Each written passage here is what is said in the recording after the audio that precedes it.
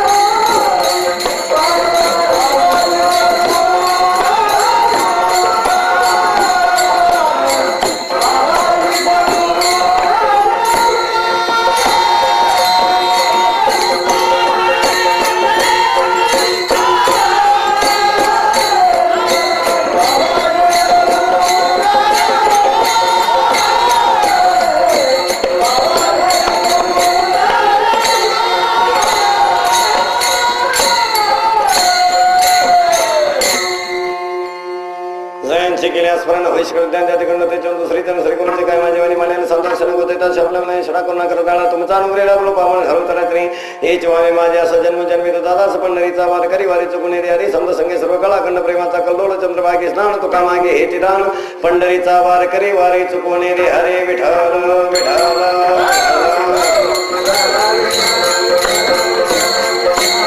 टाळी वाजवा.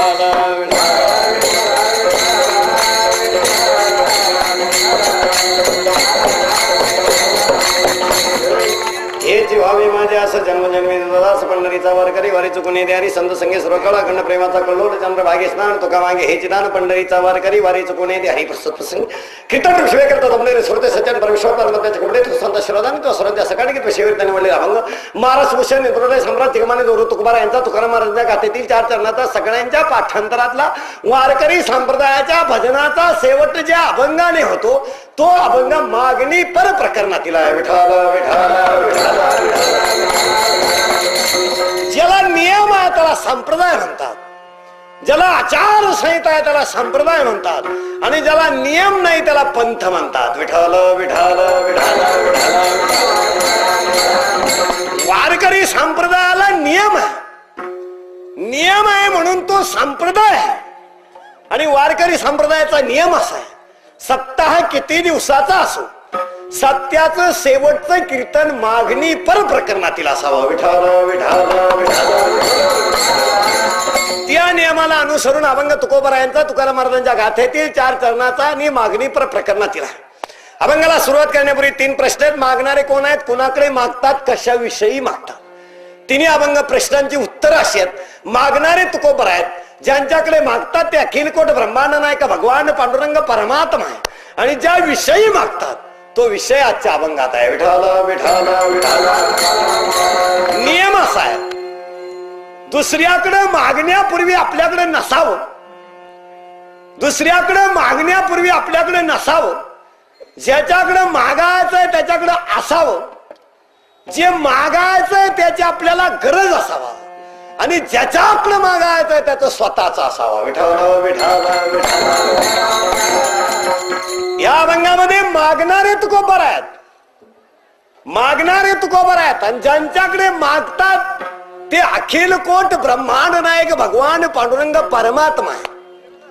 व्यवहार असा आहे, व्यवहार जसजशी माणसावर संकट येतात तसतशी माणसं देवाच्या जवळ जात असतात.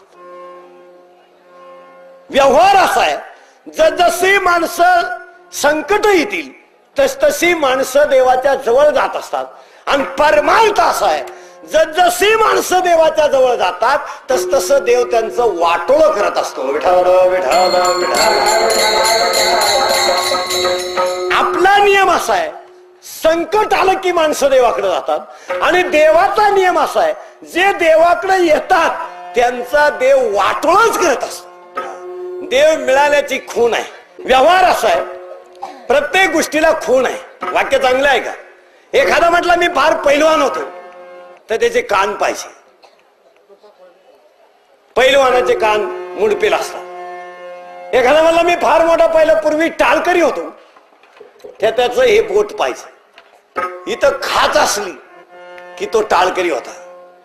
एखादा म्हटलं मी फार पूर्वी मृदुंग सम्राट होतो त्याचा तळहात पाहिजे, हा भाग आणि हा भाग सारखाच निवार दिसतो. एखादा म्हणला मी अनेक वाऱ्या केला, उज्जैन केलं, काशी केली, गया केली, माझं पाप गेलं, त्याचा पुरावा आहे. पाप गेल्याचे ते खून नाही पालटले अवगुण.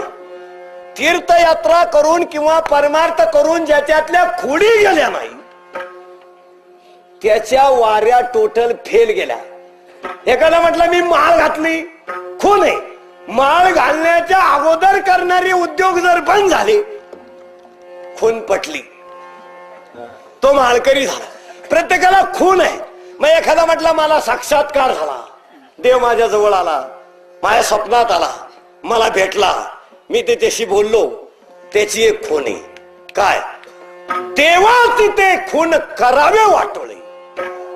देवाच्या जवळ गेल्यानंतर संसाराचा जर जसजसं वाटोळं झालं असेल तर त्याचा परमार्थ यशस्वी झाला.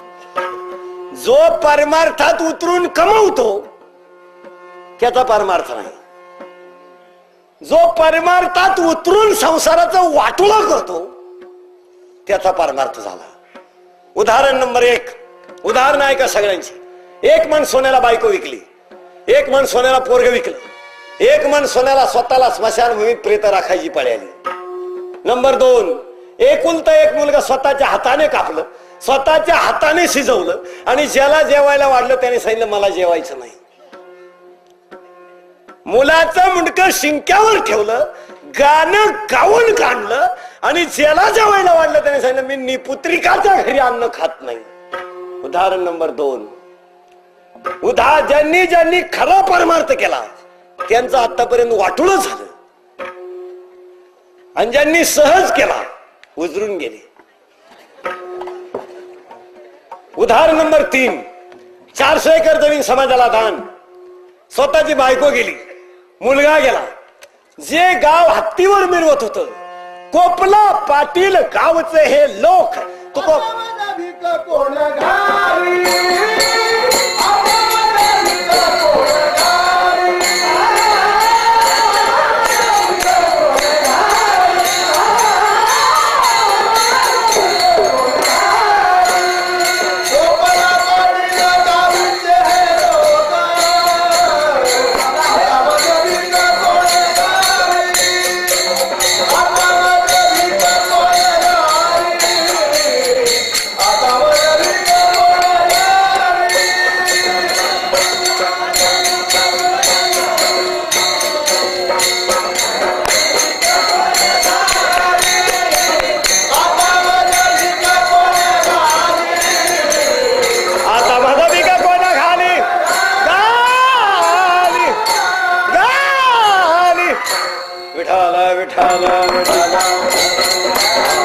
कोपला पाटील गावचे हे लोक तुकोबारायांचा प्रसंग.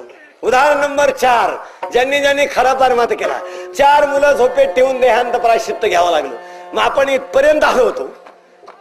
देव मिळाल्याची खूण आहे. तसं आता जगातली सगळी माणसं माझ्या सगळेच देवाकडे लागतात. सगळे देवाकडे. जो तो उठला तो देवाला म्हटला काय करू देवा, काय करू देवा. देवा हे मिळालं, देवा ते मिळालं. देव तुम्हाला देईलही, तो देण्यासाठी आहेच. पण तुम्ही प्रत्येक जण आपल्या मनाला प्रश्न विचारा, देवाला आपण काय दिलं. बरं नको त्या गोष्टी देवाकडे मागण्यात काय मजा आहे. लोक सकाळी देवाला हात जोडून सांगतात काय करू देवा, देवाला काय करू देवा. पुरीचं लगीन जमणं जी हे काम देवानेच करायचे. दुसरा म्हणतो काय करू देवा, 6 वर्ष लग्नाला झाले अजून पोरग होईना. म्हणजे पोरग द्यायचंही देवाने, सांभाळायचंही देवाने, मोठं करायचंही देवाने, त्याला निरोगी ठेवायचंही देवाने.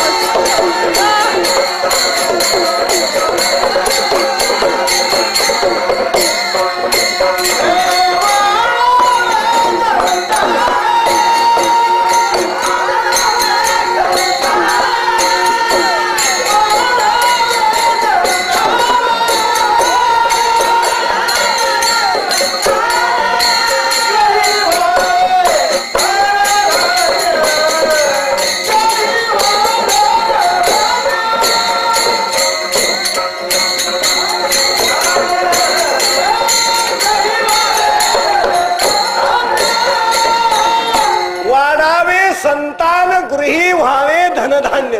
म्हणजे मुलं व्हावी देवा तुझ्याकडूनच, धनधान्य मिळावं तुझ्याकडूनच. मग सगळं जर देवाने द्यायचं तर आपण नक्की कशाला, हा प्रश्न आहे. देवा मला तू दे. जगातल्या सगळ्या माणसांची एकच चीज आहे, ओनली आय वॉन्ट. बस मला पाहिजे, माझ्या देखत दुसरा जागेवर मरू दे. Only I want. मला पाहिजे, पैसा मला, संपत्ती मला, ऐश्वर्य मला, मोठेपणा मला, कौतुक मला पाहिजे. जेवढं असेल तेवढं सिर्फ ओनली वन. मला पाहिजे. आता इथपर्यंत आलो. देव तुम्हाला देईलही, पण देवाच्या दरवाज्यात एक बोर्ड आहे, आपण नेमकं ते वाचत नाही. देवाच्या दरवाज्यात एक नियम आहे, घेसी तेव्हा देसी ऐसा अससी उदार. देव अगोदर घेत असतो आणि नंतर देत असतो. वाक्य चांगलं आहे का? आपला नियम काय आहे? नुसतं घेणे, बस नुसतं घेणे.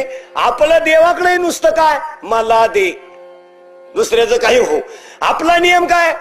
फक्त मला पाहिजे. आणि देवाचा नियम असा आहे, अगोदर घेणे आणि नंतर काय देऊ तुम्हाला कोणाचे काय देऊ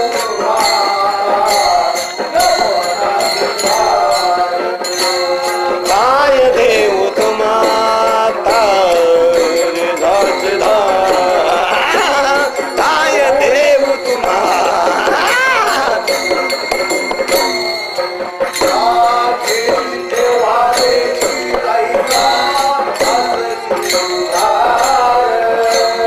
घेसी तेव्हा देसी ऐसा अससी उधार.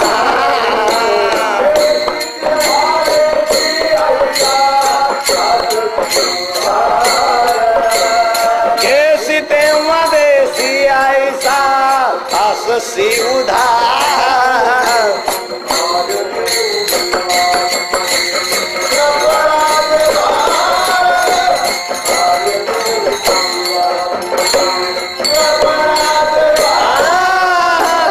काय देऊ देवा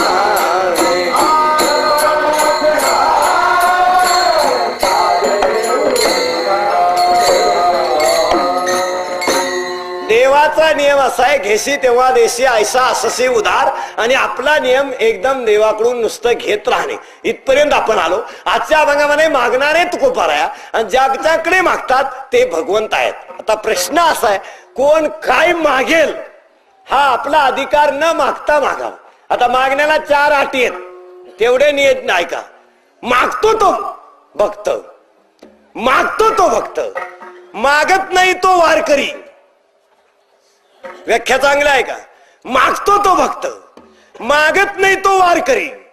देव देतो पण घेत नाही ते संत. देव देतो पण घेत नाही ते संत. देवा मला अशी जागा दे का त्या जागेवरून कोणी ढकलू शकणार नाही. मागणारा ध्रुव भक्त होता. देवा मी पिठाचं पाणी प्यावं आणि मी आज खरं दूध पिलोय, मला दूध दे मागणारा उपमन्यू भक्त होता. अगणपती बाळ पैसा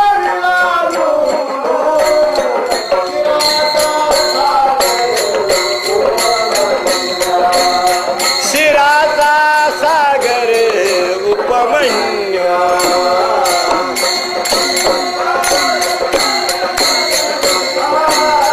शिराचा सागर उपमन्यू, शिराचा सागर.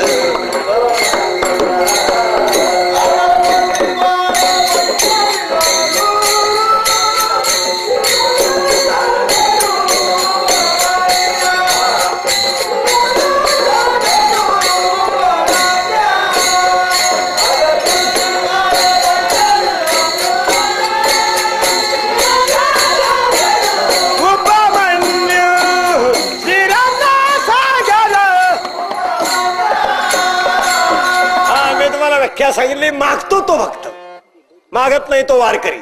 देव देतो पण घेत नाही ते संत. मग आपण कशात बसतो? आपलं मागणे सोडून धंदाच नाही. आपलं देवाकडे फक्त मागणं, मला मला मला. मग आपण भगत आहे, नुसता मागतो भगत, मागत नुसता मागतो. आपण भगत आहे. आपण जर म्हणलो भगत मागतो आणि देव देतो पण घेत नाहीत ते संत. आता इथं प्रश्न असा आहे, तुमच्या डोक्यात लगेच शंका आली असं, देव देतो पण घेत नाही हे जर संत आहे तर तुकाराम महाराजांचा मागणी पर अभंगातील अभंग कसा? तुकाराम महाराज देवाकडे का मागतात? तुकाराम महाराजांचं मागणं वेगळं आणि आपलं मागणं वेगळं. आपलं आपल्यासाठीच आहे. नामदेवरायाचं मागणं काय? माझ्या सकळा हरीच्या दासा, वा माझ्या हरीच्या दासाच्या कुळाला उदंडा विश्रामू दे, मला नको. जर तुम्हाला बसलेल्या पैकी एखाद्याला देव प्रसन्न झाला, होणार नाही तेवढी देवालाही गॅरंटी आहे. पण जर झाला विठाला विठाला विठाला विठाला, जर आपल्याला देव प्रसन्न झाला, जाऊ जा, आपल्याला जर देव प्रसन्न झाला तर आपण कुणाला मागणार? आपल्यालाच मागणार. आता इथं मागणारे नामदेव आहे, माझ्या सकळा हरीचा दासा, माझ्या हरीच्या दासाच्या कुळाला उदंडायुष्य लाभते, हेच मागणं. एकनाथ महाराज मागा, प्रेम सुख दे, प्रेम सुख घे, प्रेम सुख दे, प्रेम सुख घे.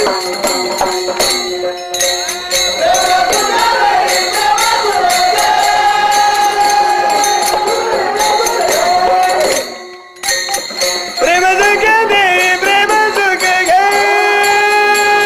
प्रेम सुख दे, प्रेम सुख घे.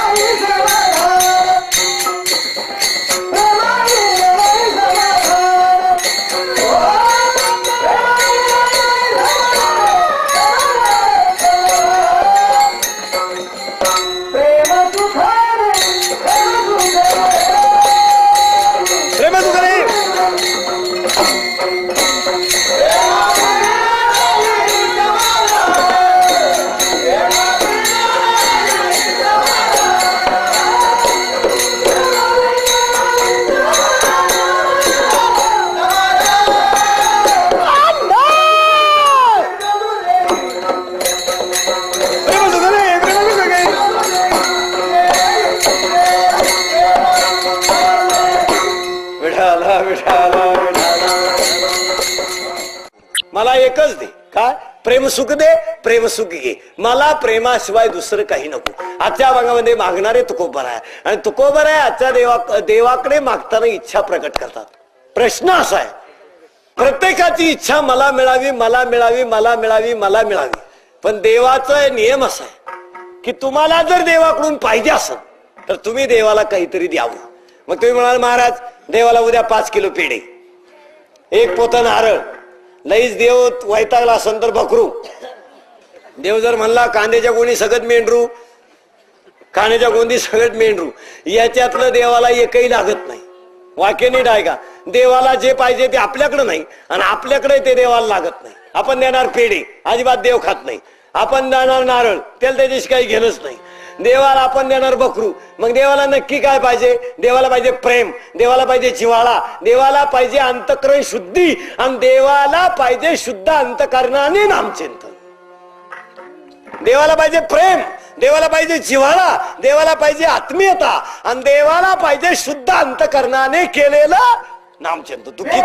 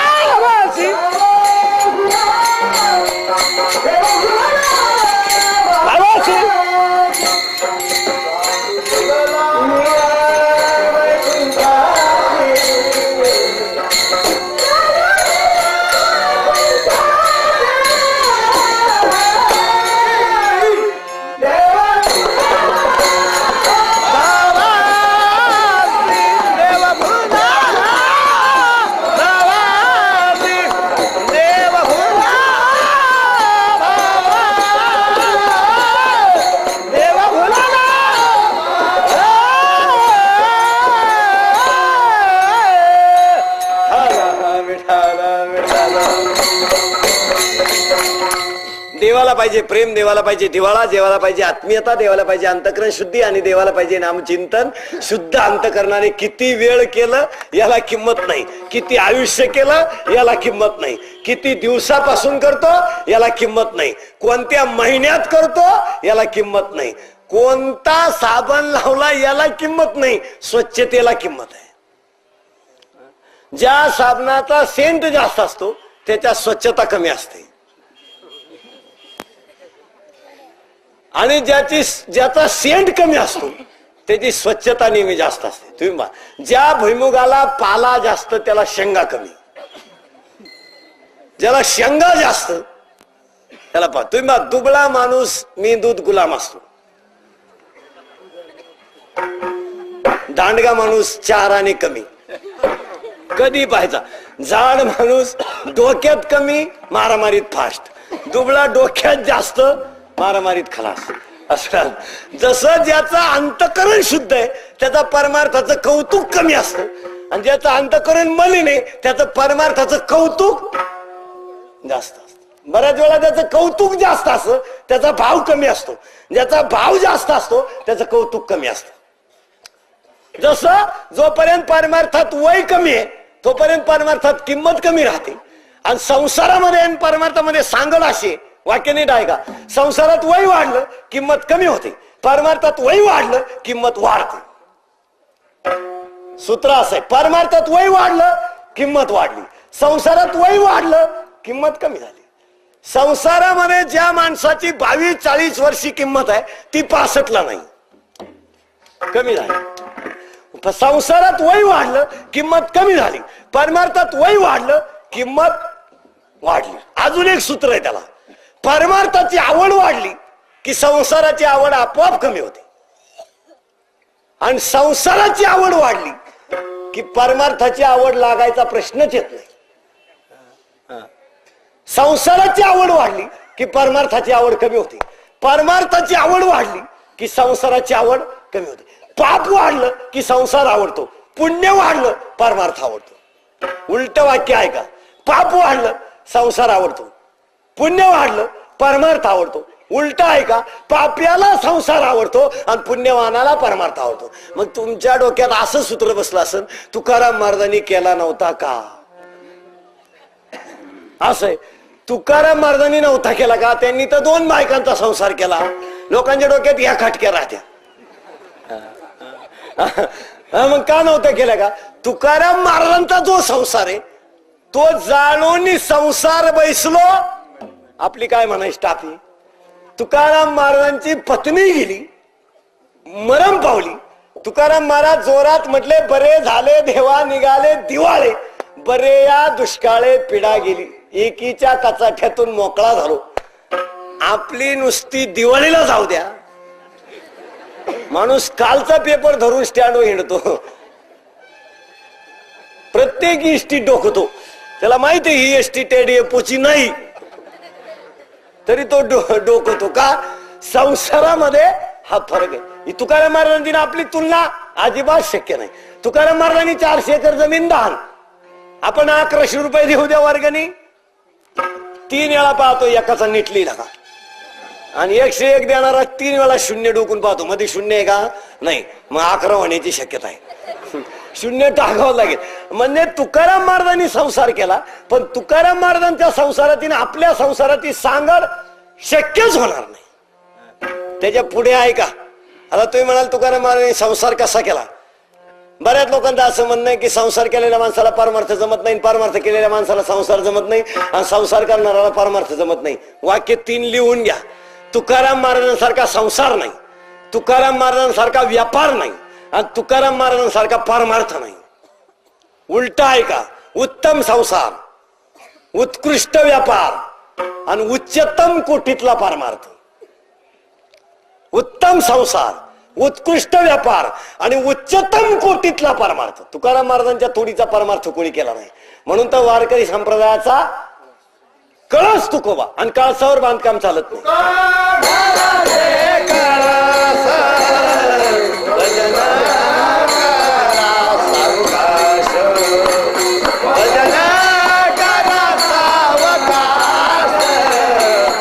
भजन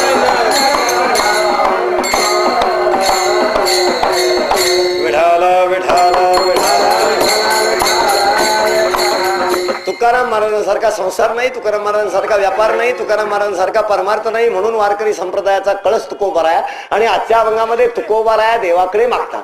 आता प्रश्न असा आहे, मागण्यापूर्वी तुकाराम महाराजांनी देवाला काही दिलं होतं का? देवाला जे दिलं त्यातलं आपलं काही देण्यासारखं नाही, मुळात आपल्याकडे काही देण्यासारखं नाहीच, हा पहिला प्रश्न. आणि आपल्याला दिलं तरी देणं कमी असतं, कौतुक जास्त असतं. 6 दिवस दिंडीत जायचं असतं, 1.5 महिना त्याचा बोबाटा असतो. वारीला जायचंय, वारीला जायचंय, वारीला जायचंय, वारीला जायचंय, इकून तिकून गेला. दिंडीत रस्त्याने 450चे नुसते मागच्यांना फोन करीत असतो, आज इथे, आज इथे. तिथं गेला, दशमीला मुक्काम केला, एकादशीला फेरा मारला, निघायला पाहिजे, निघायला पाहिजे. इकडून जाताना बोबाटा 1.5 महिना गेला, 6 दिवस राहिला, रातभर फिरला, रिटर्न. वारीला जाऊन आलो, वारीला जाऊन आलो. 6 महिने दिंडीला गेला, गेला 6 दिवस, राहिला 1.5 दिवस, बोबाटा 7.5 महिने, कम्प्लीट क्लिअर. हा, म्हणजे आपला परमार्थ कमी असतो, त्याचं कौतुक जास्त असतं. आणि संत खास त्यासाठी झालेले असतात.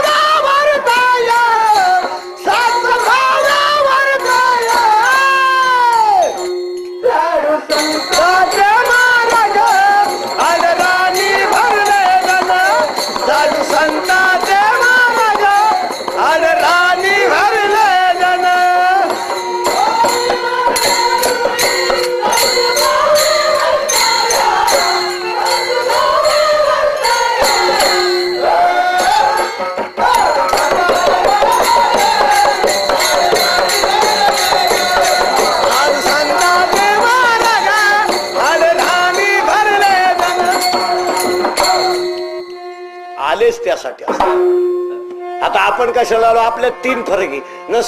नसतो आलो, आडलं नाही, गेलो फरक नाही, राहिलो फरक नाही. मग आता इथं तुकाराम महाराज आलोच त्यासाठी होते. प्रश्न संपला. मग तुकाराम महाराज देवाकडे मागतात, इथपर्यंत आलो आपण. मागतात काय?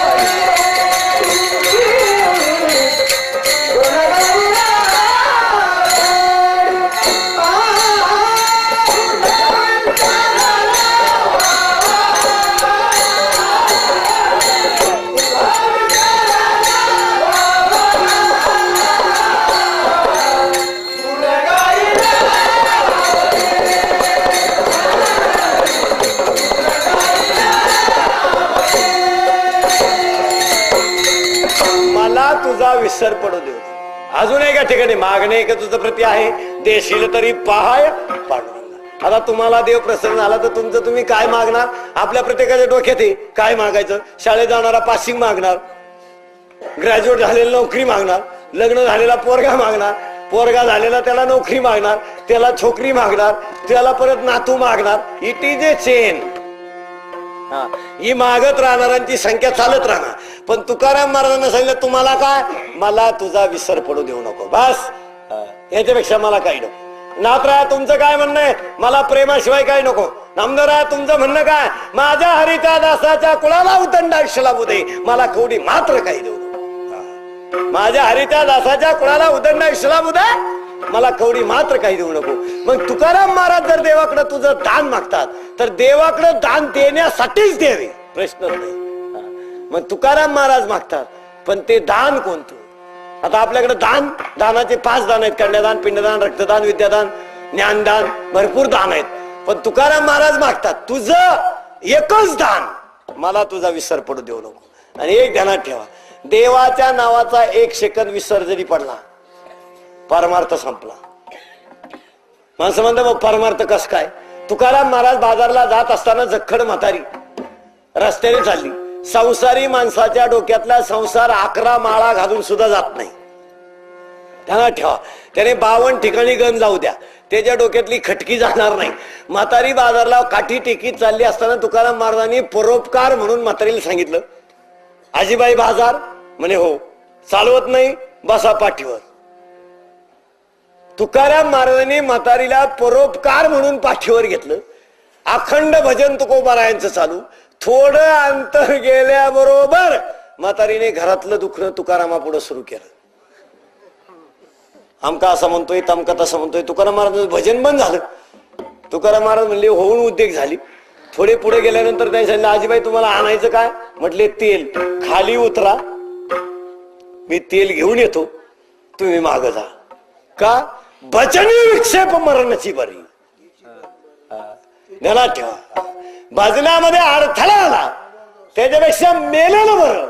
मग तुझ्या संसारातल्या दुःखामुळं माझ्या भजनाला जर आडकाठी येत असेल, तुला पाहिजे तो मला आणून देतो, खाली उतर.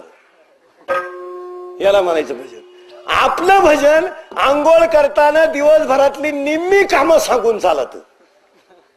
पहिल्या तांब्याला कोंबड्या सोड, दुसऱ्या तांब्याला अंड्यावाल्या 8 ठुई बिगर अंड्याच्या बाहेर सोड, तिसऱ्याला पप्याचा डबा दे, 4थीला गुड्डीचं टिफिन दे, 5वीला दूध ठेव, 6व्याला चहा ठेव, अंडरपॅन्ट पिळेपर्यंत चहा आलाच पाहिजे. एवढं भजन फास्ट राहतात. म्हणजे तेपर्यंत ते भजनच नाही. आणि भजन नाही म्हणून आपल्याला देवाकडे मागण्याचा अधिकार कवडी मात्र. ठेवा, आता आपण मागतो तो भाग वेगळा, पण तुकाराम महाराज मागतात तर ते काही मागणं नाही.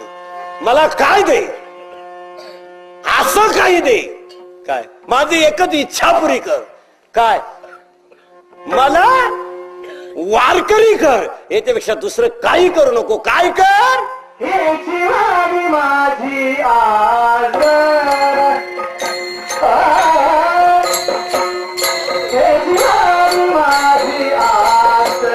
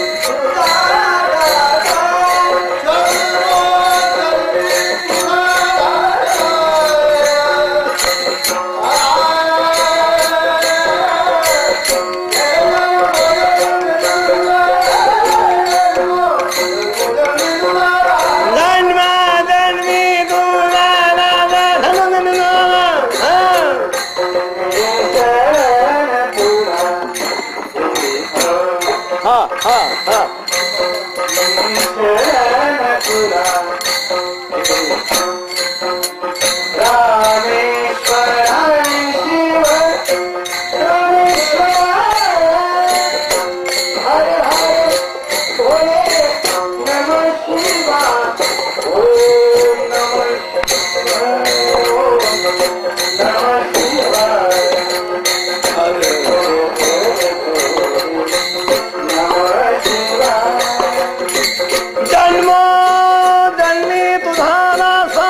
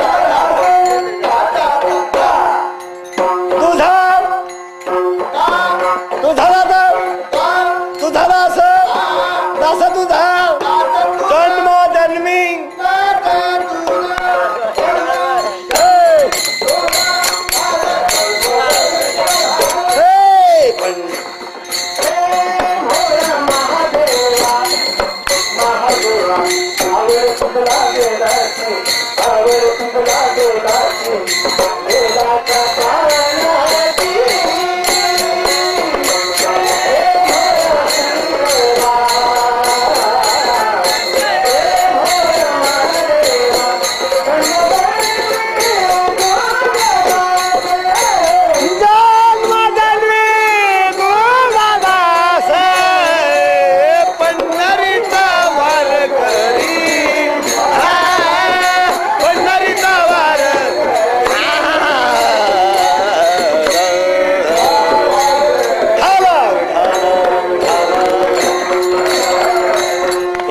पांडुरंगा माय बापा माझी एकच इच्छा आहे का हेची. आता इथे शब्द एक असा आलाय पा हेची. हेची याचा अर्थ याच्यापेक्षा दुसरी नाही. अजून एक ठिकाणी हा शब्द आहे हेची थोर भक्ती आवडते देवा किंवा हेची अम्मा करणे काम. याची अम्मा करणे काम याच्यापेक्षा दुसरी नाही. याची थोर भक्ती आवडते देवा याच्यापेक्षा दुसरी नाही. आणि हेच व्हावी माझी आस याच्यापेक्षा मला दुसरी इच्छा नाही. याच्यापेक्षा नाही. काय जन्मोजन्मी तुझा दास. वा वा माझी एकच इच्छा आहे का मला जन्मोजन्मी तुझा दास कर. आता इथं प्रश्न असा आहे परमार्थामध्ये जर दास झाला तर त्याचा परमार्थ झाला. आता दास होणं आला परत घोळ. दास होणं म्हणजे आपल्याकडं दास होणे म्हणजे पडलेलं काम करत राहणे त्याला आपण दास म्हणतो. दास चुकीचं आहे.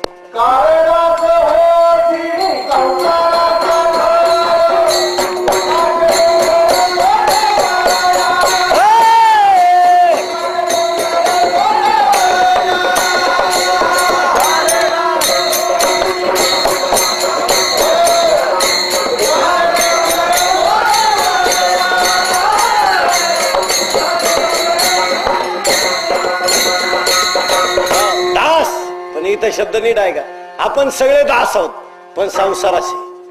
आपण सगळे दास आहेत पण संसाराचे. मला इथं दास कर पण जन्मोजन्मी तुझा दास. आता इथं दोन शब्द महत्वाचे आले याची याच्यापेक्षा दुसरं नाही. आणि जन्मोजन्मी तुझा दास तुझा सोडून दुसऱ्याचा नाही. याच्यापेक्षा दुसरा नाही आणि दुसरा आहे ते तूच तुझ्यापेक्षा दुसऱ्याचा नाही. हेच माझी आस हीच नाही याच्यापेक्षा दुसरी नाही. मला दास कर पण तुझा सोडून दुसऱ्याचा नाही. दास कर पण तुझा सोडून दुसऱ्याचा नाही. तू कोण तो हा श्रीहरी पाहिला डोळे भरी. तू कोण देखिला डोळा बैसला म्हणी. तू कोण स्वयंभू आमचा विठेवरी उभा. तू कोण सुंदर ते ध्यान वेठेवरी. तू कोण रूप पाहता लोचनी सुख झाले ओ साजनी. तू कोण राजस कुमार मदनाचा पुतळा रवी शशी कळा लोपल्या. तू कोण तुझी निढळी कोटी चंद्रप्रकाशी. तू कोण उभा राहोनिया कैसा हलवितो बाहो. तू कोण सहस्रदीपे दीप कैसी प्रकाशली प्रभा. आणि तू कोण पांडुरंग कांती दिव्ये तेज झलके. तू एकच आणि मी दास होईल पण तुझाच दास याच्यापेक्षा नाही. माझी एकच इच्छा आहे मला दास कर पण एका जन्मात नाही जन्मोजन्म.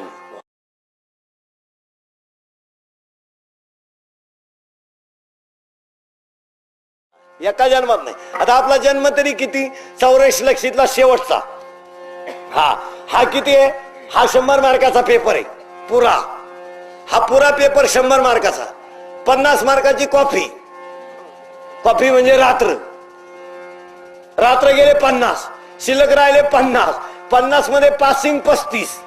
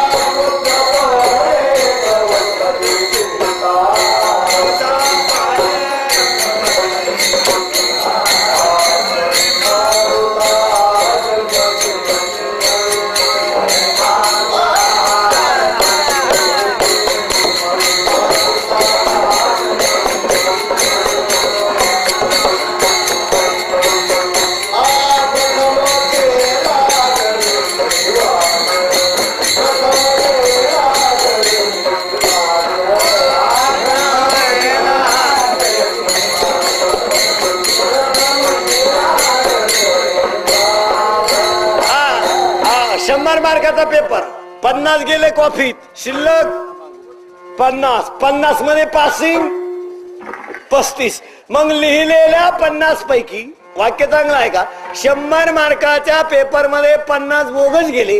आता 50 गेले राहिले 50. 50 मध्ये जर पास व्हायचं असेल तर नक्की किती मार्क पाहिजे 35. मग 35 मार्क जर 50 मध्ये पाहिजे तर 100 वर्षाच्या आयुष्यात ज्याने 35च्या आत परमार्थ केला तोच पास झाला.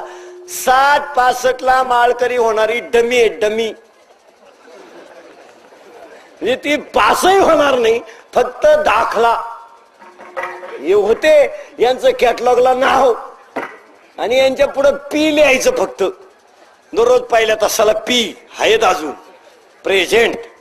नाही तर ते फेलच आहेत का? ते परीक्षेत देऊ शकत नाही ना. परीक्षा द्यायला 100 मार्काचं पेपरला 50 चुकीचं आहे. 50 आपले बोगस गेली. आता आपल्याला सगळ्यांना 100 वर्ष आयुष्य म्हणतात, नाहीये. 50 गेले, झोपेत राहिले 50. पासिंग 35 ला आहे.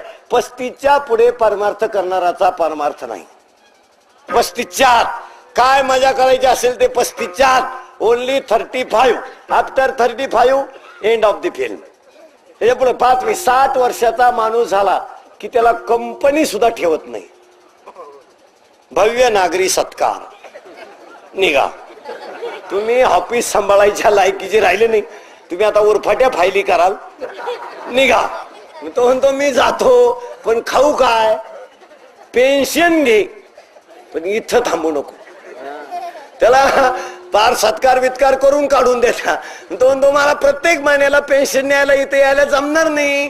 तुझ्या खात्यावर तुझ्या गावात घे, इकडे येऊ नको. आता ज्याला 60 वर्षाच्या पुढे कंपनीनं उचकून दिलं तो इकडे हरिपाठाला चालन का? नाही. मग 60 वर्षाच्या पुढे ज्याला कंपनीनं उचकून दिलं तोच इकडे हरिपाठाला येणे करी राहतो. बऱ्याच वेळा माणूस सर्व्हिस मधून रिटायर झाला की धार्मिक होत असतो, कसाही असो. याचं कारण आहे त्यानं सर्व्हिस मध्ये केलेली सगळी पाप जर त्याला झाकायची असतील त्यानं म्हातारपणी आमच्याकडे आलं पाहिजे. आणि कोणी किती टूरटूर करा आमच्याकडे यावाच लागल. नाही जरी आले मेल्यावर काय होईना पण तुम्हाला वाजवायला आम्हीच. भजनाशिवाय तर काय तुम्ही जात नाही. नाही आले समजा तुमच्या संपत्ती पैशामुळं एक दिवस तुमच्या मुखात राम येणारच. पण जेव्हा तुम्हाला रामाची गरज आहे तेव्हा तुमच्या मुखात राम येईल पण तुमच्यात राम नसणार. ज्यावेळेस तुमच्या मुखात राम येईल त्यावेळेस तुमच्यात राम नसणार. आणि आता तुमच्या सुंदर राम आहे तर मुखात येत नाही. आता याच्यात राम आहे तर मुखात येत नाही.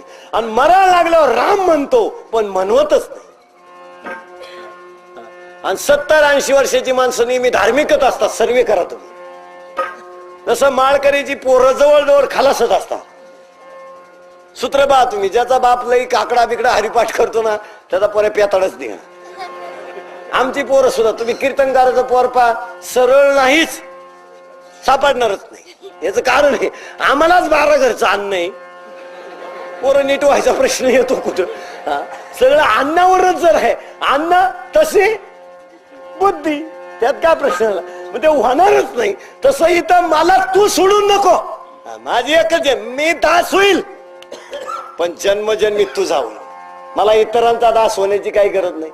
आणि मग महाराज तुम्हाला दास व्हायचं आहे पण कुणाचं नक्की?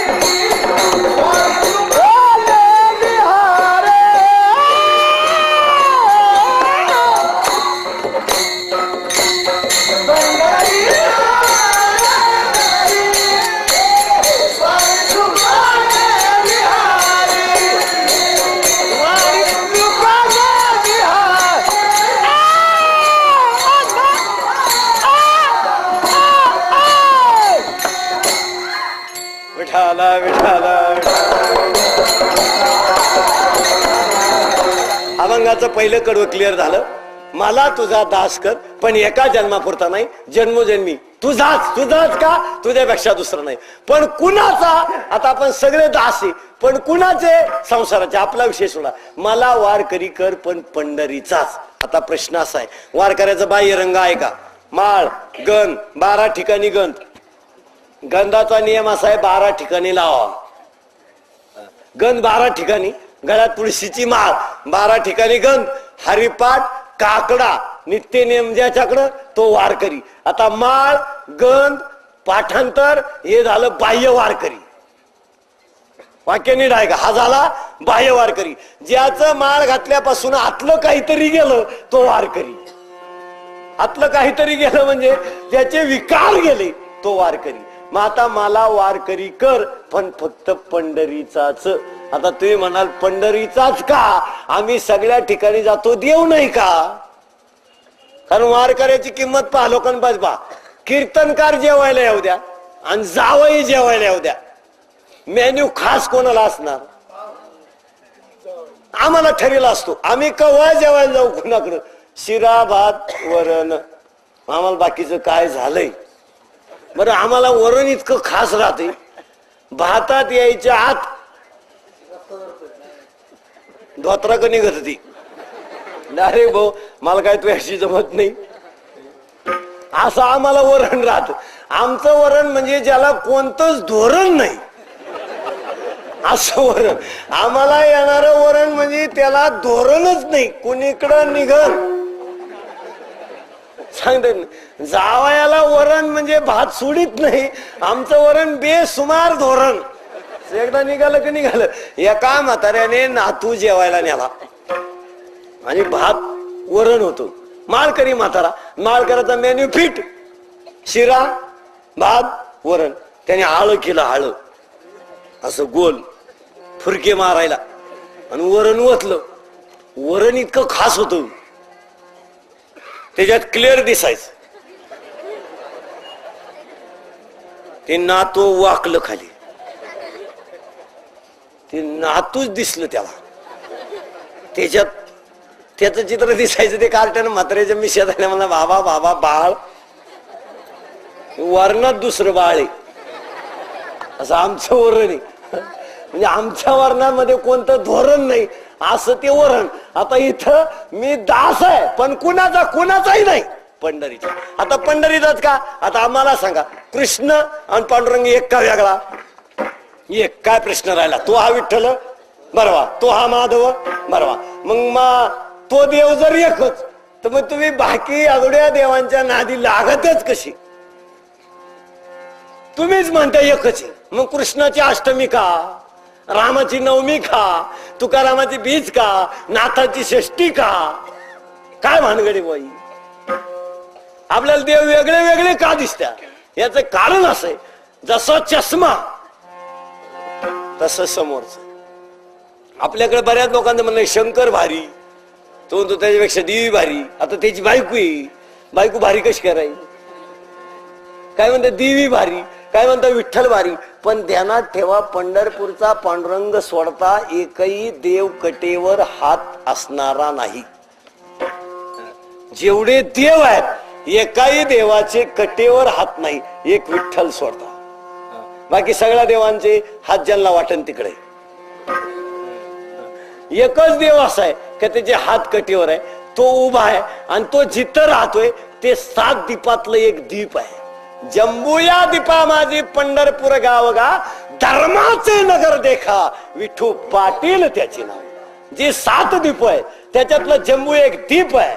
आणि जंबू दीपामध्ये विठेवर उभा असणारा पांडुरंग परमात्मा स्वयंभू आहे आणि ते पृथ्वीवरचं वैकुंठ आहे, भूवैकुंठ पंढरी. म्हणून मी तुझा दास होतो. बाकी देवांचं असं आहे, बाकी देवांच्या जत्रा करावं लागत्या, बकरू मेंढरू. आमच्या पांडुरंगाचा तो विषय नाही. तुम्हाला यायचं या, असं कधी लेटर आलं तुम्हाला? आषाढी वारी, आषाढी एकादशीला भरणार आहे, वारकऱ्यांनी तयारीत राहा. काय गरज नाही, तुम्ही या, नका येऊ, करा ना करू. आणि तुम्ही काही द्या, काही देऊ नका. भावे तुळशी दल पाणी जोडा हात. वा वा, हा बस. फक्त तुम्ही तुळशीचं पान पाणी आणि शुद्ध अंतकरणाने व्हा प्रसन्न. बाकी देवाला बरेच उद्योग लागत, सत्यनारायण बित्यनारायण सगळं लागत आहे. या देवाला एकच पाहिजे, भाव प्रेम, काम झालं.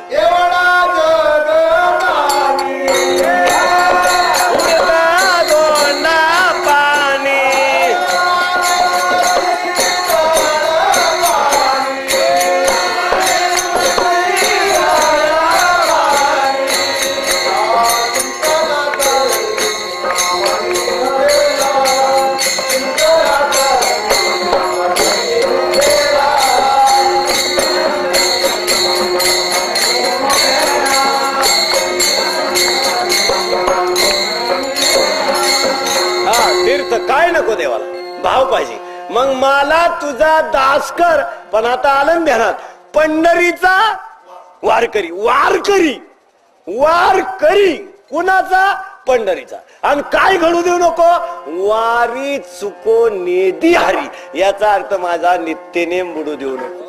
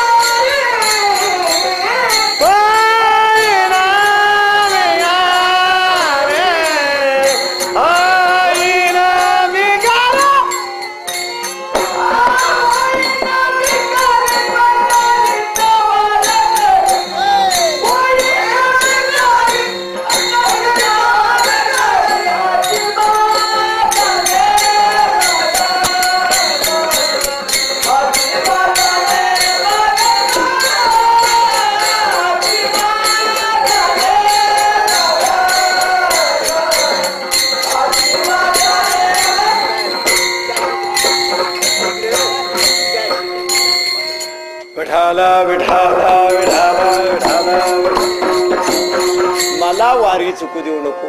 मला तुझा दास पंढरीचा वारकरी. वारी चुको नेदी हरी. वा वा वा. मला तुझी वारी घडू दे. पण का घडू दे? मी जन्मोजन्मी तुझा दास होईल. तिथं मला काय मिळतं?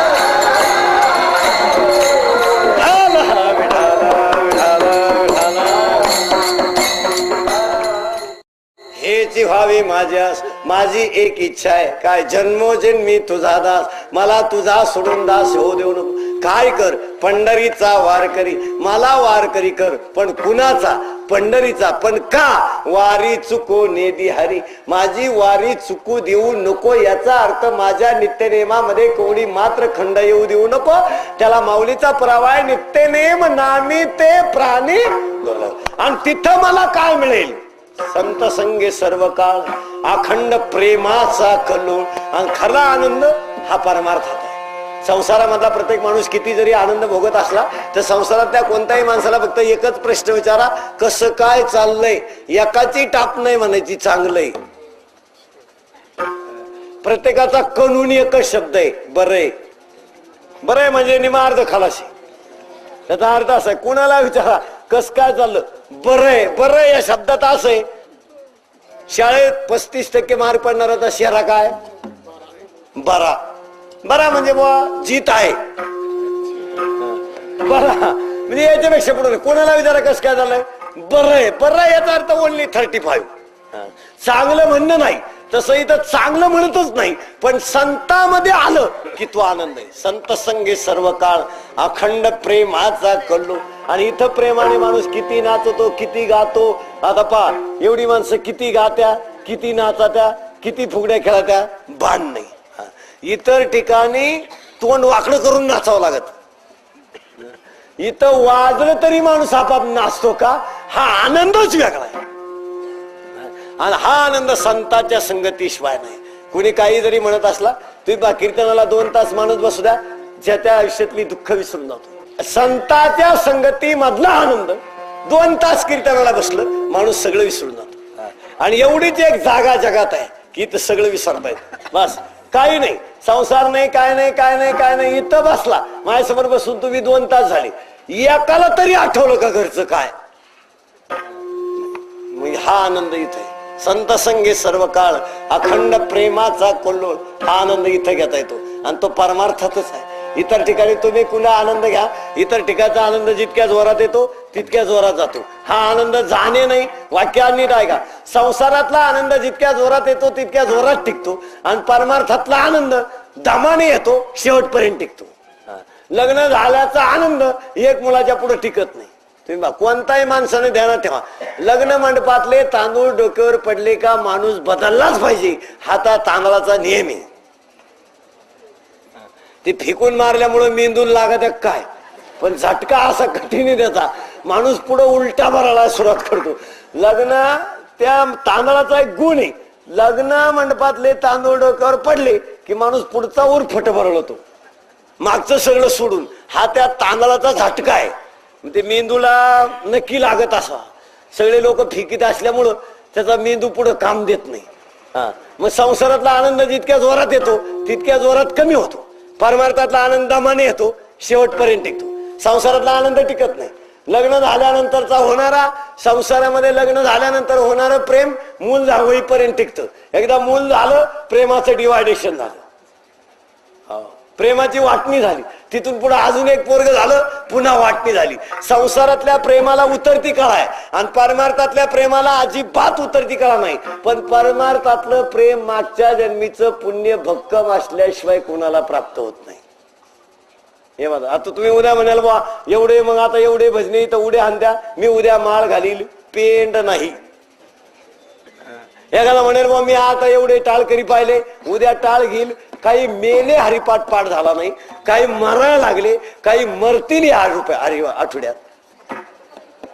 हरिपाठ काही मेले, हरिपाठ येतो.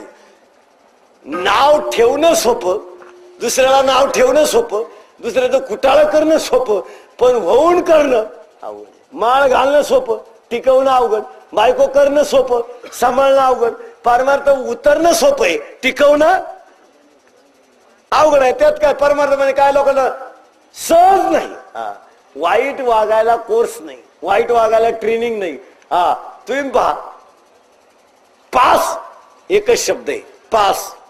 काय काय करावं लागत, 4 चाचण्या, 2 परीक्षा, ग्रहपाठ, वर्गपाठ, तेव्हा एक अक्षर ऐकू येत. पास. त्याच्यात शिक्षकाचं 1 वर्ष वय कमी, शाळा 1 वर्ष जुनी, आपल्या 1 वर्षाचं वाटुळ तेव्हा एक अक्षर ऐकू आलं पास. नापास व्हायला त्रास काय काय त्रास आहे नापास एखादा पेपर द्यायचं नाही जमलं.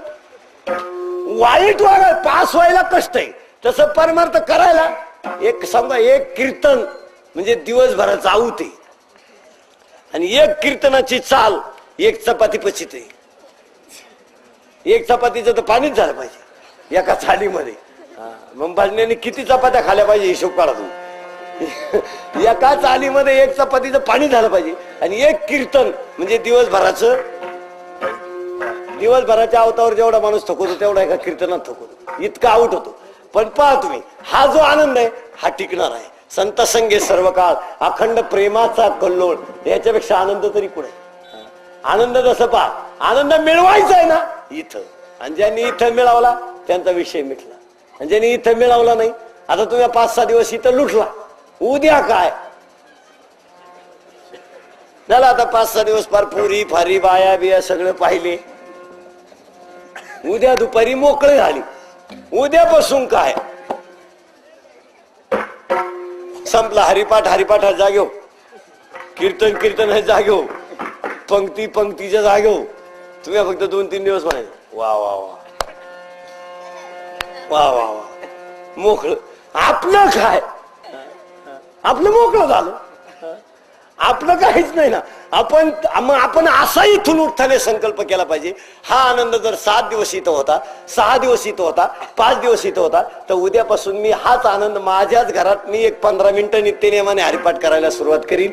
तो आनंद टिकणार. त्या आनंदाला पारावारा नाही.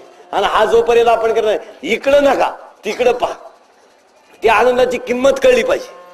आणि आपल्याला जवळजवळ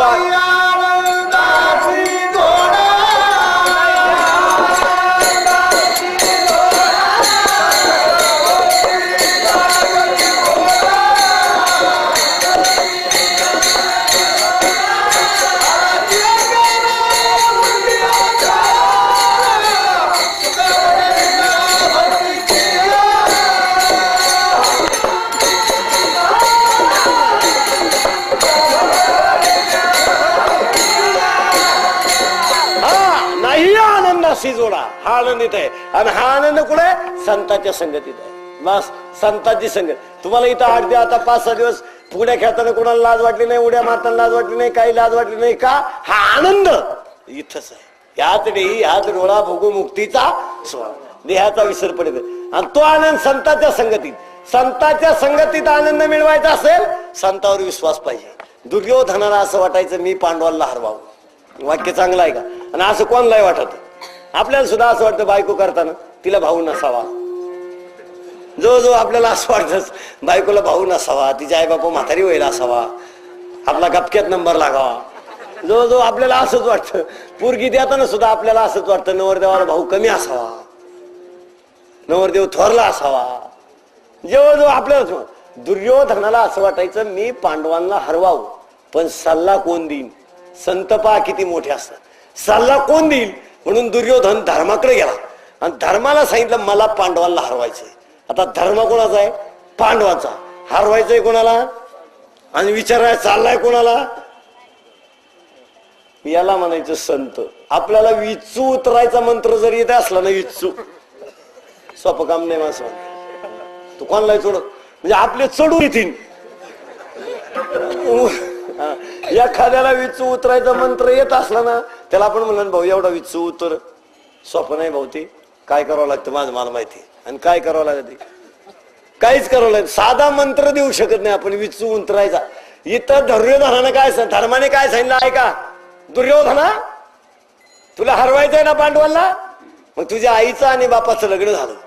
तुझा बाप लग्न मंडपामध्ये आंधळा होता आणि तुझा बाप आंधळा असल्यामुळं आईनं लग्न मंडपामध्ये तिच्या डोळ्याला पट्टी बांधून घेतली. आतापर्यंत तुझी आई आंधळी आहे. तू जर तुझ्या आई पुढे नग्न उभा राहिला आणि डोळ्याची जर पट्टी सोडली तुझं शरीर वज्रदेह झाल्याशिवाय राहणार नाही. सल्ला काय पोरगलपणाचा आहे का. सल्ला धर्माचा आहे.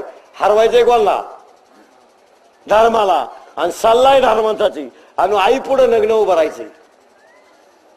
दुर्योधन पळत गेला आईकडं आईला सांगितलं मी उद्या तुझ्या समोर नग्न उभा राहायला येणार आहे. आईनं पहिलं सांगितलं हे तुला सांगितलं कोणी? हे जर देवाने सांगितलं असेल तर जमणार नाही. हे कोणी सांगितलं पाहिजे? संतांनी. त्याने सांगितलं धर्माने सांगितलंय. धर्माने सांगितलं ना उद्या दुपारी माझ्यासमोर नग्न उभं राहायला ये. आई पुढे नग्न उभं राहायला जायचं. दुर्योधनाचा आनंद गगनात मावन. पण काही गोष्टी येड्या बाबळीला सांगाव्यात, काही गोष्टी आपण आपल्या मनानं सांगाव्यात, पण बायकोला किंवा स्त्रीला काही गोष्टी सांगू नये. कधी बी माणसाला लई तलब झाली सांगायची, खुशाली येड्या बाबळी पुढे उभं राहायचं. काय कोणी पाहत नसलं ना आपला अर्धा तास एकट्याचाच कार्यक्रम चालू जायचा. खरंय खरंय. कारण तुम्ही आतापर्यंत विचार करा, आपल्याला कुणी बोललं असेल, कुणीही, पण आपल्या बायको इतकं आपल्याला अजून हलकट कुणी बोलेल नाही. प्रत्येकाने एकदा कीर्तन संपलं, एक 10 मिनिटं बसा आणि लग्न झाल्यापासून आपली बायको आपल्याला काय काय बोलली. आठवा, इज्जतवान माणूस फाशी घेईन. इज्जतवान जर माणूस असला तर फाशीच घेऊन टाकेल. म्हणजे जी आपण वाजीत आणली ती सुद्धा आपल्याला म्हणते तुमच्यात आणि गाढवात फरक नाही. आपण लगेच म्हणतो खरंय.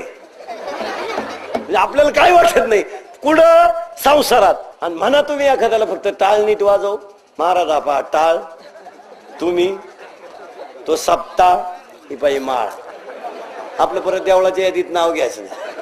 म्हणजे देवळा मी मरण तर देवळा काही येणार नाही. तुम्ही पहा. आणि ही गोष्ट कुणाला सांगू नये आणि खरंच कुणालाही सांगावी, पण स्त्रीला सांगू नये. आणि दुर्योधन उथळ पाण्याला खळखळाट फार, ज्याला त्याला सांगू सुटला. काय आई पुढे नग्न उभं राहायला जायचंय, आई पुढे नग्न जायचं, सांगायचं काही कामच नाही, पण सांग सुटला आई पुढे नग्न उभं राहायला जायचंय, आई पुढे नग्न उभं राहायला जायचंय. कुणाला सांगावं, पण स्त्रीला सांगू नये. श्रीमंताच्या बाईचे ओट्यावर गहू वाळत होती. मी काय सांगतो, म्हणून गरीबाच्या बाईने 2 पायल्या 2 किलो चोरले. आता खायची वस्तू चोरले, शिजवले, खाल्लं. दुसऱ्या दिवशी सकाळी श्रीमंताच्या वाटेवर 5-6 माणसं जमली. गावाचा काही बोभाटा नव्हता. ही तिथं गेली, काय चाललंय? ती काय नाही, रात्री एखादा बैल चोरीला गेला, चौकशी झाली. ते गावाच काय म्हणतात काय, क्लिअर बोभाटा. पुढे गेली 2-3 काट्या तुडीत होत्या. आता काट्या तोडताना एक तुडीत होती आणि एक कुटाळ करीत होती. ही तिथं गेली, काय चाललंय? ती म्हणजे काय नाही, चालल्या गप्पा. मला वाटलं गावाच काय म्हणतात काय. आता जिचे गहू चोरीला गेले ती म्हणायची 5 पायला गेले, 5 पायला गेले, गेलेच होते. 5 पायला गेले, 5 पायला गेले, पण ती हिचं काय नाव घेत नव्हती. ही तिथं गेली, का ग म्हणली सकाळपासून म्हणलं ती 5 पायला गेले, 5 पायला गेली. 2 किलो नेलं नाही तर केवढा बाबाटा केला. क्लिअर झाला, गहू जागेवर आले. म्हणून सांगू नये. काय कडी आहे म्हणला,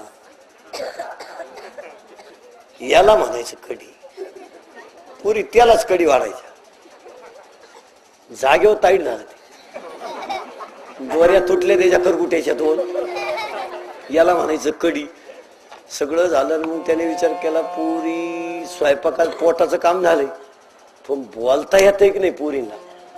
म्हणून त्याने परत सुरुवात केली, भाऊ काय कडी आहे म्हणला. आयुष्यात 3 डेंगी कडी खाली असेल, पण अशी कडी नाही भाऊ. कोणत्या पोरीने केली असेल तर करू, पण याला म्हणायचं कडी. आता एवढं ऐकलं पोरीने गप मारो का नाही. एक लगत म्हणली फुकत नाही गोल झाली, कलू टाकलं मेनू टाकलं तेव्हा गोड झाली. दुसरी लगेच म्हणली तुला दादा म्हणणे होती ना मधी बोलू नको, बोलणी का. तिसरी लगेच म्हणली तुम्ही दोघींनी सगळा घोटाळा केला. गावने हात धुवायला गावच्या टाकीवर निघून गेले. तू तिकडे झग मार भाऊ. कुणाला सांगायचं काही काम नाही.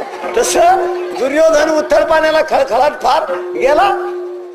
आणि ही गोष्ट भगवान गोपालकृष्णाला कळली. आणि गोपालकृष्णाला कळल्यानंतर गोपालकृष्ण आले.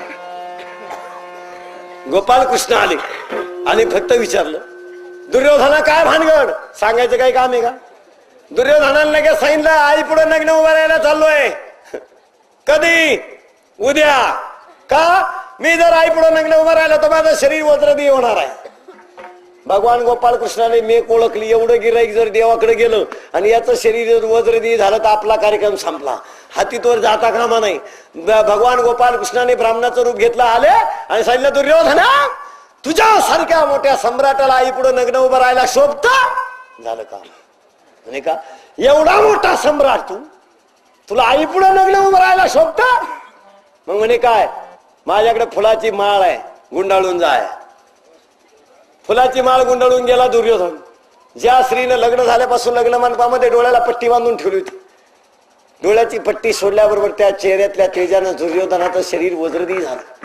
आणि दुर्योधनाचं शरीर वज्रदी झाले, पण डोळ्याची पट्टी बांधताना दुर्योधनाला आईने सांगितलं, दुर्योधना जेवढ्या भागावर फुलाची माळ गुंडाळून आला होता तेवढा भाग वज्रदी होणार नाही. हे सांगितलं का? तुला ही फुलाची माळ गुंडाळून यायला सांगितलंच कोणी? त्याने सांगितलं ब्राह्मणाने. आईने सांगितलं ब्राह्मणाने नाही, देवाने सांगितलंय. देव खोटं बोलतो पण संत खोटं बोलत नाही, आणि संताच्या संगतीशिवाय उद्धार नाही. आपला विषय सोडा, संताची संगत. संसारात काय? आता एक मला सांगा, संसारातलं सुख दिसायलाय का असायला? तुमचं काय म्हणणं? कसायलाय? गाडी दिसायलाय का असायला? गाडी बिडी बंगला बिंगला फ्रीज कूलर गॅस लायटर बंगणी बंटी गुंटी स्वीटी दिसायलाय. असायला काय? एकाने कटलरीचं दुकान मांडलं, कंगवे फणी आरशी. अशा गावात आला का त्या गावाला आरसाच माहित नव्हता, आणि दुकान मांडलं ना अख्खं गाव आलं विचारायला आरसा घ्यायचं. लोकांनाच त्याला विचारायचं काय? तो म्हणायचा आरसा आहे, भिंग आहे. म्हणजे एकच झालं. दर्पणी एकही माणूस घेईन. 12 वाजले रुपया गल्ला नाही, दुकानदार वैतागलं.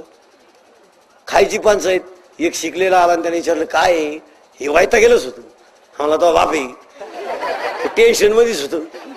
आणि यानं गपक्यात पाहिलं आरशात, आता याच्या बापाचा चेहरा आणि याचा चेहरा सारखाच. तो म्हणला बा खरंच माझा बाप आहे बा. हा म्हणतो केवढेल देतो बाप? तो म्हणला 50 रुपयाला. यानं 50 रुपयाला बाप आणला, भीतीला टांगला. आता हे हसलं का बाप आहे हसायचं, हेच होतं ना. यानं मी शिव हात फिरवला का बाप फिरवायचा. तर म्हणायचं आता शिक जमलं गड्या. असं करता करता तो 2 दिवस किचन घरात गेलाच नाही. बायकोने आतमध्ये विचार केला, मी फक्त पोळ्या लाटायची, पलटायचं काम यांच्याकडे असं. हे असे पुढच्या घरात मेकअप झाले कशाला, म्हणून ती बाहेर पाहायला आली. ते बाहेर तिने सगळं घर पाहिलं, कुठंच काही दिसणार. माझा नवरा आतल्या घरात येत का नाही, म्हणून ती पात पात पात पात पात परत आरशापाशी गेली. आता कोण दिसेल? तीच जी पाहायला गेली ती. ही पाहायला गेल्यावर ती लगेच म्हणली, तरी मी म्हणलं काय वानगड आहे, हिच्या नादी लागला आणि काय म्हणली म्हणून तर आतल्या घरात येईल. आता हिच्या नादी लागला म्हणून मग हीच होती ना. तसं संसारातलं ही नव्हती, ती दिसायला होती, असायला नाही. तसं संसारातलं सुख दिसायलाय, असायला नाही. असायला नाही, दिसायलाय. मग मला संताच्या संगतीशिवाय माझं एक मागणं आहे. काय?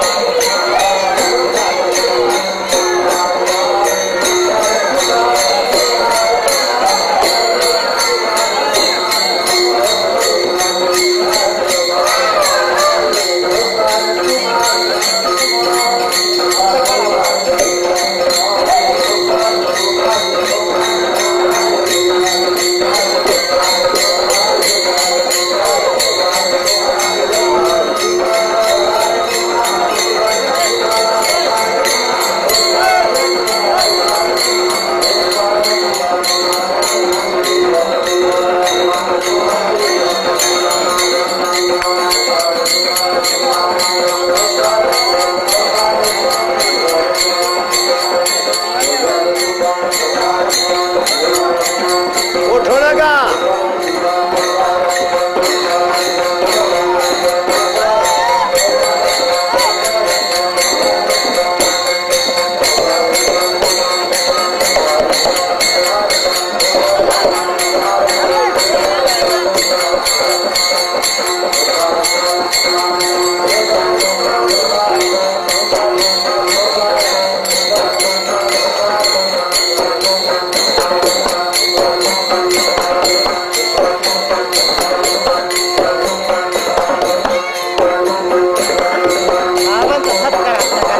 सकाळी सकाळी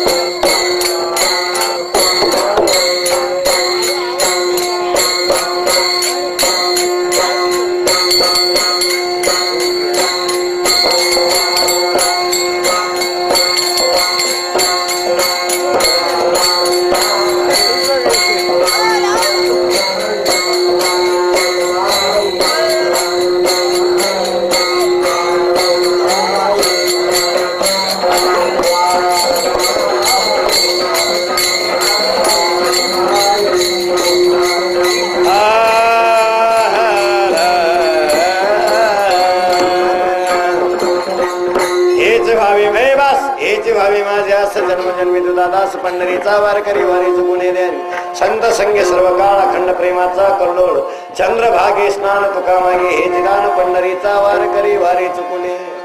अभंगामध्ये तुकोबराय आजच्या अभंगामध्ये देवाकडे मागतात मागणारे तुकोबराय मागतात की माझी एकच इच्छा आहे मला तुझा जन्मोजन्मी दास कर आणि ते कुणाचं कर जम्बू या दीपा माझी एका पंढरपूर गावला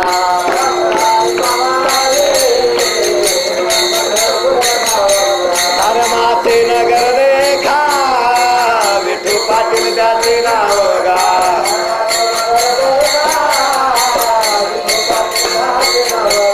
चला जाऊ प्रया ठाया काही भोजन मागाया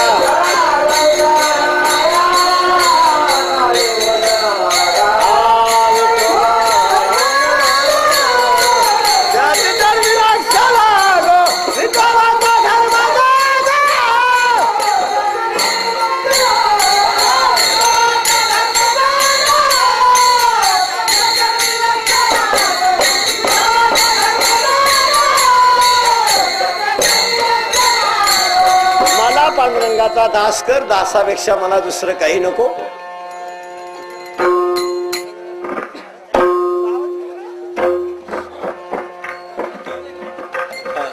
मला पांडुरंगाचा दास कर आणि इथपर्यंत अभंगाचा भावार्थ संपला. ज्ञानेश्वर माऊली ज्ञानराज माऊली